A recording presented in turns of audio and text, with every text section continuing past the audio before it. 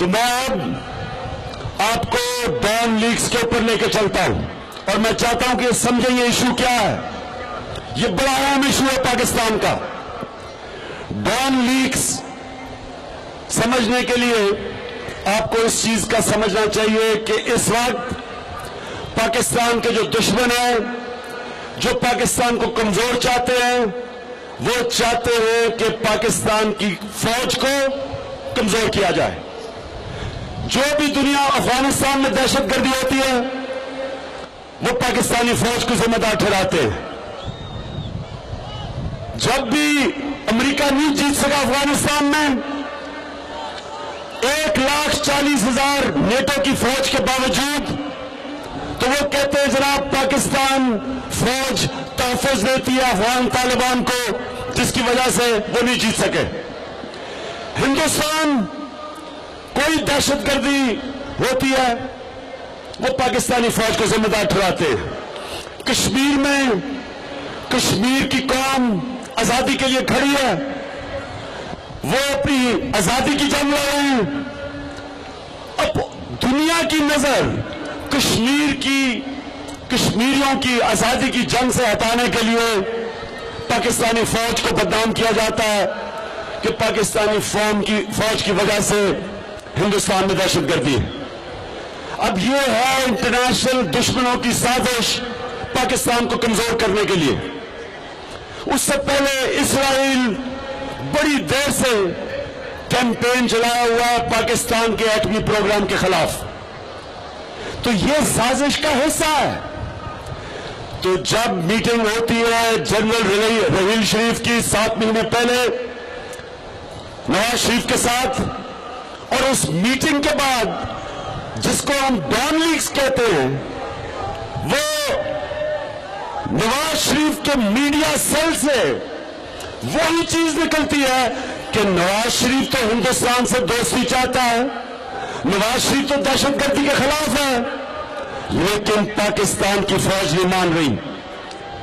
یہ وہی الفاظ ہیں جو نریندر مودی پاکستان کی فوج کے خلاف استعمال کرتا ہے. تو جب پرائم منسٹر کے میڈیا سیل سے جب وہی چیز نکلتی ہے تو کون سا ملک ہے جو تحقیقات نہیں کرے گا اور وہ ان لوگوں کو ملک کے غدار نہیں سمجھے گا؟ یہی ہندوستان میں ہوتا اگر ہندوستان کے پرائم منسٹر سے اس کی فوج کے خلاف اس طرح کے بیانات یا اس طرح کا لیک ہوتی. میں آپ کو یقین دلاتا ہوں کہ 48 گھنٹے کے اندر انہوں اس جو بھی لوگ تھے جنہوں نے اپنے ملک کی سیکیورٹی کو کمپرومائز کیا، ان کے خلاف ایکشن ہوتا.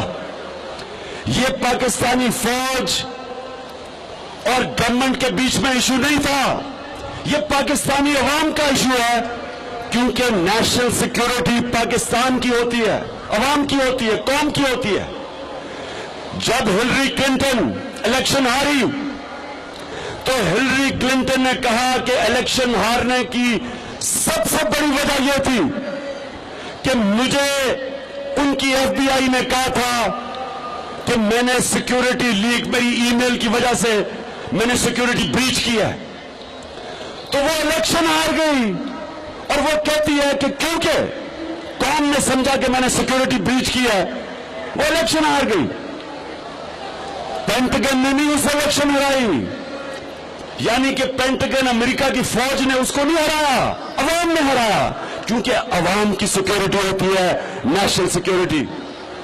تو اب ہم سنتے ہیں ان سے بیان کہ جناب فوج اور گورنمنٹ میں لڑائی نہ کروائی جائے. کون لڑائی کروانا چاہتا ہے؟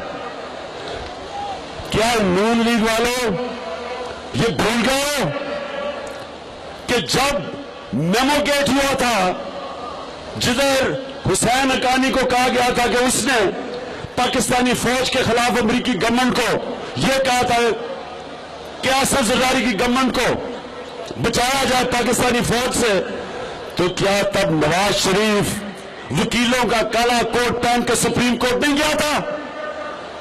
تو اب ہمیں کیوں کہہ رہے ہو کہ جناب آپ بات نہیں کر سکتے؟ क्योंकि जनाब ये तो गवर्नमेंट और फौज के बीच में है, ये गवर्नमेंट और फौज के बीच में नहीं है, ये पाकिस्तानी अवाम का मसला है। पाकिस्तानी फौज कबाली इलाके में, बलूचिस्तान में और आज वहां मस्तूंग में एक हादसा हुआ है। पाकिस्तानी फौज ने कराची में अमन लेके आई है, ऊपर से बॉर्डर में अफगानिस्तान के बॉर्डर में मसला है, ईरान के बॉर्डर में मसला है, एलओसी पे मसला है, और उस फौज को आप बदनाम कर रहे हैं और आप कहते हैं कि कौम चुप रहे।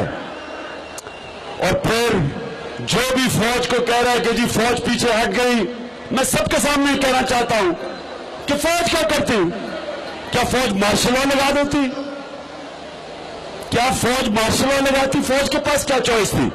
अगर हुकूमत तहकीकात ठीक नहीं करती तो किसकी गलती है? हुकूमत की गलती है। और हम आज डिमांड करते हैं कि सारी जो भी तहकीकात हुई इस कमीशन की रिपोर्ट पार्लियामेंट के सामने रखी जाए।